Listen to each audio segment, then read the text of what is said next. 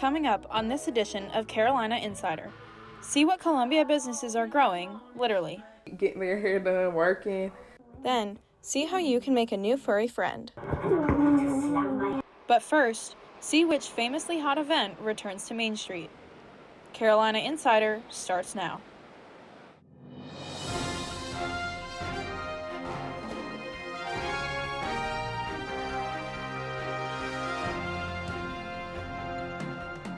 Hello, and thank you for joining us. I'm Paige Davoren. Our top story today, prosecutors and lawyers continue to look for jurors in the high-profile murder case of Ahmaud Arbery. Arbery was an unarmed black man who was shot while jogging in Glynn County, Georgia. More than 1,000 residents in Glynn County received a jury summons and questionnaire. 9 of these candidates were dismissed after admitting to having biased opinions. Dozens more potential jurors need to be interviewed before a final jury can be seated for the case. Back in Columbia, an annual celebration returns to town after a year off due to COVID-19. Here with that in today's Soda City scene is Lee Williams. Lee? Thanks, Paige. In just a few hours, Main Street will be packed with people attending tonight's parade for famously hot South Carolina Pride. The parade will kick off a full weekend of events. SC Pride's mission is to celebrate and embrace the LGBTQIA+ community. I met with Jeff March, the president of SC Pride, to address concerns about the pandemic. I feel confident that with our community being mostly vaccinated, that we are ready to go with a very safe event ahead of us this weekend. March is expecting record turnout in downtown Columbia after last year's event was canceled due to COVID. This is his 10th year as Pride president. He has welcomed numerous celebrities and performers in the past, and this weekend will be no different. Saturday's festival will also take place from noon to 10 p.m. For more information on events and entertainment, you can visit their website at scpride.org. Back to you, Paige. Thanks, Lee. With more events happening around Columbia, vaccinations seem to be a top priority. City officials are still considering the implementation of a vaccine mandate in November. Nearly 80% of Columbia employees have had at least one dose of the COVID-19 vaccine, while 74% have received both doses. This number has increased significantly since mid-September, when less than 50% were fully vaccinated. If the mandate is finalized, it will take effect on November 1st. Self-employed workers in South Carolina are navigating COVID in their own way. Our very own Kaci Latimore spoke with local entrepreneurs about their business approaches during the pandemic.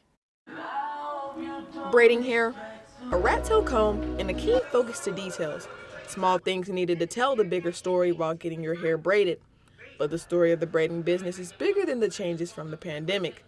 The skill of hair braiding has inspired people to do their own hair and even branch out to help others with their cosmetic needs, like Sabre Owens. First, I practice on my little sister. I have 4 sisters, so having their hair available for me to do every day would also help. But I started practicing on them, and then I went to practicing on myself, and it's just been up ever since. Along with going up, her business Braids by Say has seen growth since the start of her page in August of this year. Other students at the University of South Carolina have seen growth in their clientele out on social media during the pandemic. And in the hairdresser's chair, along with Sabre Owens, another USC student has found business success through the pandemic. Mariah Leak mentions how the pandemic keeps her customers in and able to work during appointments. Through social media, and then a lot more people could work from home, so a lot of people would just be getting their hair done, working. Leak also uses the trending app TikTok to make videos about the process of doing hair. Sabre Owens often takes a similar approach, but through Snapchat instead. With the media being a big help during the pandemic, this growing trend of braiding momentum has braiders excited to see the others in the future. Sabre and others will continue to tell the story of the success one client at a time. For Carolina Insider, I'm Kaci Latimore. Thanks, Kaci. Finally, if you are looking for something fun to do over the weekend, we have a few ideas for you in this week's Carolina calendar. The annual Boo at the Zoo event started Wednesday and will continue through October 30th. It will take place at the Riverbank Zoo and Garden. Tickets are $12 for members and $14 for the public. Columbia Animal Services is hosting an adoption special in October. The event will end on October 31st. All cat and dog adoptions are $20. The Stuff a Bus event began on October 11th and will end on Monday. South Carolina residents can donate toys and clothes that will provide families with gifts for the holidays.